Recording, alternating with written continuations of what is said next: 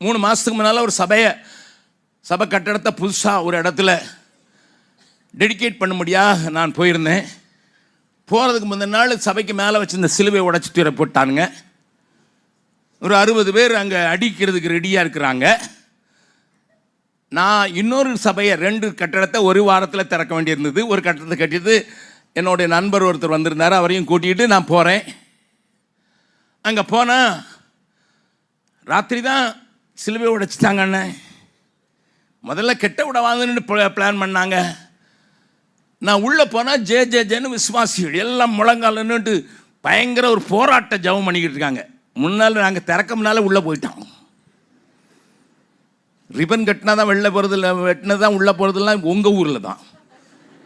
நாங்கள் உள்ளே போயிட்டு தான் ரிப்பனை கட்டு பண்ணுறது. கொஞ்சம் தலைகளவே செய்து பழக்கப்பட்டவங்க. உள்ள பயங்கரமாக லேடிஸ் பயங்கரமாக போராட்ட ஜபம் பண்ணுறாங்க. அதுக்குள்ளே இந்த அடிக்கிற ஆட்கள் ஒரு 60 பேர் இருப்பாங்க. எல்லாம் வந்துட்டாங்க. அதில் இருந்து விசுவாசி போலீஸ் ஸ்டேஷன் ஃபோன் பண்ணி 2ஆம் நிமிஷம் போலீஸ் வந்துட்டு. பீகாரில் நடந்த முதல் அதிசயம் தான். எங்கள் ஆள் 2 நாள் கழித்து தான் வருவான். ஏன்னா உங்கள் ஊரில் இருக்க மாதிரி அத்தனை போலீஸ்காரன் எங்கள் ஊரில் இல்லை. ஆமாம், நீங்கள் 7 கோடி பேருக்கு நீங்கள் இவ்வளோ பெரிய போலீஸ் போஸ்ட் வச்சுருக்கீங்க. நாங்கள் 14 கோடி பேருக்கு உங்களில் 4 பங்கில் 1 நாள் வச்சுருக்காங்க. நீங்கள் கணக்கெடுத்து பாருங்கள். உங்கள் ஊரில் 4 போலீஸ்காரனா எங்கள் ஊரில் 1 ஆள். ஆனால் நாங்கள் ஜனத்தொகையில் 2 பங்கு. ஆகையினால எங்கள் போலீஸ்காரர் என்ன செய்வார்? எல்லாத்தையும் போய் பார்க்குறதுக்கு அவர் நேரம் இல்லை. அதனால 2 நாள் கழித்து தான் வருவார்.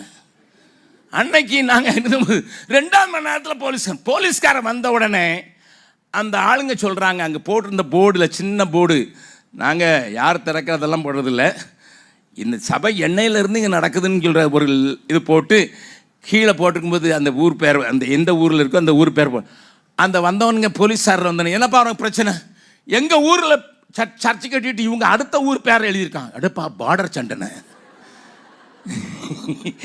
எங்களை அடிக்க வந்த ஆள் இப்போ பார்டர் பேசிக்கிட்டு இருக்கான். சரிப்பா வேண்டாம் மாற்ற சொல்கிறேன்னு போலீஸ்கார் சொன்னோடனே அவனுக்கும் சோறு போட்டு வந்தவனுக்கும் சோறு போட்டு